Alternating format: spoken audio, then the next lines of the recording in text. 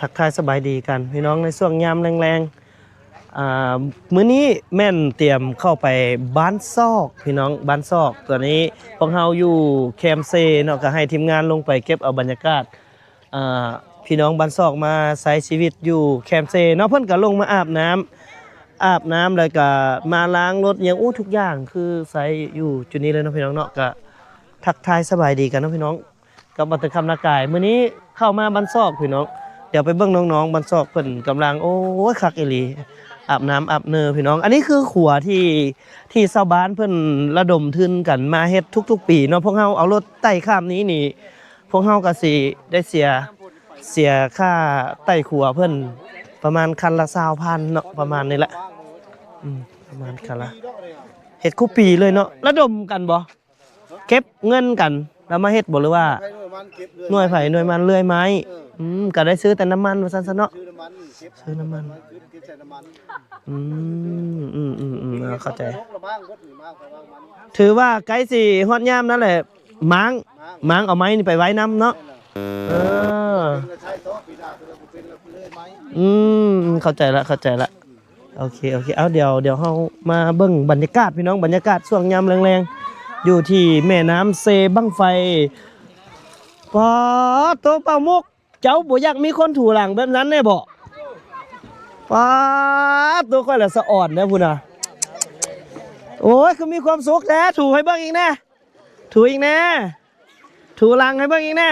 อยากได้ภาพความประทับใจนี่แล้วถูหลังให้แน่ถูหลังให้แน่ไวถูหลังให้แน่ผู้เบากับผู้สาวถูหลังให้แน่โอ้ย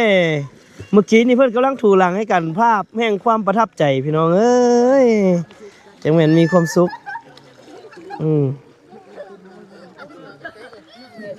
อ้าวเลิกบ่ลูกเลิกบ่เลิกปันไหนโดดเลยต้วม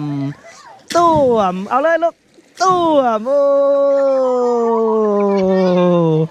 คักแท้ตัวบ่สุกลงเลยบ่สุกผู้ใดชื่อได้บ่เราซื้อเลยแล้วก็อันแม่นบ่ผู้เก็บเงินอยู่นี่หำบ่ตอนนั้นหำบ่พวกอายมาหาบ่แม่นวะแม่นนะเขาจี้ขนาดเลยแม่นบ่แม่นเนาะบ่แม่นเนาะคนคือซื่อๆซื้อบังไฟบ่บ่เตียงซื้อบังไฟบ่แม่นได้ฮะน้ำยังอันนี้สิบ่แม่นจังน้ำใส่บังไฟคนนะบ่แม่นเนาะล่ะเนาะอีหลาซื้อหยังลูกซื้อปานบ่แม่นน้องปานเพิ่นหลงโอ้ยสะออนคนถูหลังให้กันเมื่อกี้เนี่ยนะคือบ่ถูอีกแน่เนาะสะออนนี่พี่น้องเอ้ยป้าบรรยากาศดีแฮง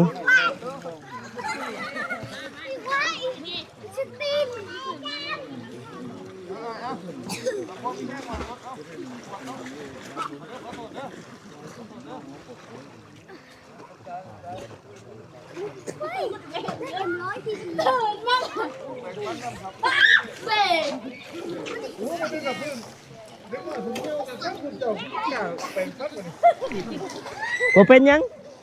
สายน้ำมันไหลอยู่บ่เป็นยังมันไหลไปทางอื่นยินว่าบ่ต้อมมันไหลไปทางอื่นมันบ่ไหลมาไกลกับเจ้าดอกบรรยากาศพี่น้องบรรยากาศน้องๆลูกๆหลานๆไปเดี๋ยวเฮาเดินทางเข้าไปบ้านซอกไปเดี๋ยวถ้าเฮาเข้าไปบ้านซอกเนาะไปบ้านซอกต่อมีฮอดป่ามีเสียงคือแถวนั้นบ่มุกต้องส่วนน้องๆลงอาบน้ำจักหน่อยนึงแล้วก็ให้เพิ่นถูหลังให้เดี๋ยวบ่เตียงจัดสร้างให้บ่เป็นหยังไปเดี๋ยวเฮาเดินทางเข้าเดี๋ยวน้อง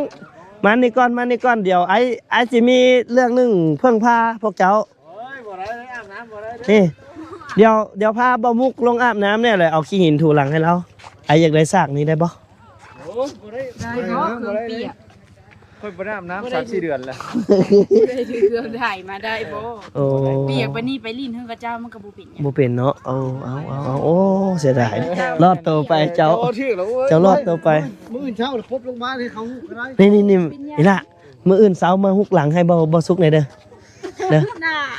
เด้อโอเคบ่มาฮุกหลังให้บ่สุกเนาะน้องดาอันนี้แหละน้องแพงตาน้องแพงตาน้องดาโอเคเดี๋ยว2คนนี้ฮุกหลังให้บ่สุกบ่2เลยก็ได้ฮุกคนละเบือง มือใหม่อ่ะเนาะ มือใหม่ มื้อนี้แล้วมันแบบมันจะค่ำแล้ว บ่สุกแน่นอนล่ะบ่สุกสุกเอ้ยสุกมาพี่มาตกลงกันก่อนมาพี่เดี๋ยวไอ้สินัดน้องๆให้นี่ออกคลิปได้ เจ้าจะเฮ็ดนั่นนั่นได้เจ้าเฮ็ดงามๆได้เจ้าเฮ็ดนั่นนั่นออกได้อยู่บ้านเจ้ามีผู้สาวอยู่บ่บ่มี อยู่กับเต้าสติ มาบ่สุกมาพี่เดี๋ยวไอ้สิตกลงอีหยังให้นี่มื้ออื่นเช้านี่เดี๋ยวรอบ่สุกมาก่อนอันนี้มาอยู่พี่ล่าไปยืนอยู่ขัวไปยืนอยู่ขัว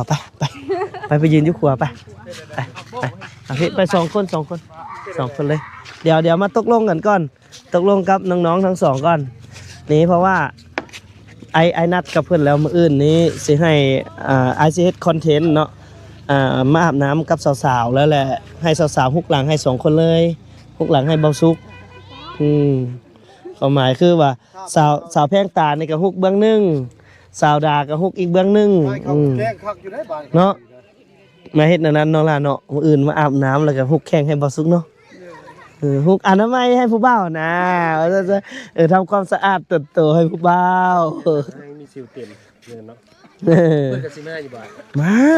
เพิ่นรับปากกับอ้ายอยากลงมื้อนี้แต่บ่มีเครื่องไทยจังซี่ดอกเอาพี่น้องอยากเห็นคอนเทนต์นี้หรือบ่อยากเห็นการนำเสนอเรื่องราวว่าสิหรือบ่คอมเมนต์มาเนาะน้องดาเนาะโดย สาวบ้านกระจามมาอาบน้ำอยู่ท่าบ้านซอกพี่น้องเอ้ยมื้ออื่น